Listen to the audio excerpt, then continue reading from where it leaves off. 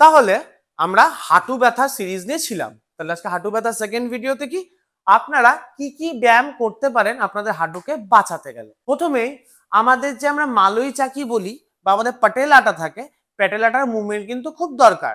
তাহলে কি ডান দিক দিয়ে ঠেলবো বাঁ দিক খোলা, বাঁ দিক দিয়ে ঠেলবো ডান দিক খোলা, উপর দিয়ে ঠেলবো নিচ দিয়ে ঠেলবো উপর দিকটা, আর উপর দিয়ে ঠেলবো নিচ দিকটা।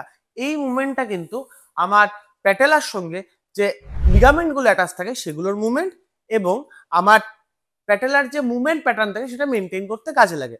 তারপর সব থেকে ইম্পর্টেন্ট জায়গা static quadriceps exercise. Static quadriceps exercise কি?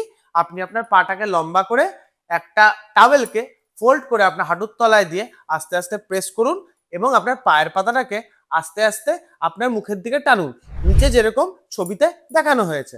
তার সঙ্গে কি আসবে কি আমার movement of calf muscle stretching এর ক্ষেত্রেও কিন্তু আমি রোলটাকে আমার গোড়ালির উপরে রাখবো আর নিজের মুখের দিকে টানবো, নিচে ছবিতে আছে। তার সঙ্গে আমরা কি করতে পারি?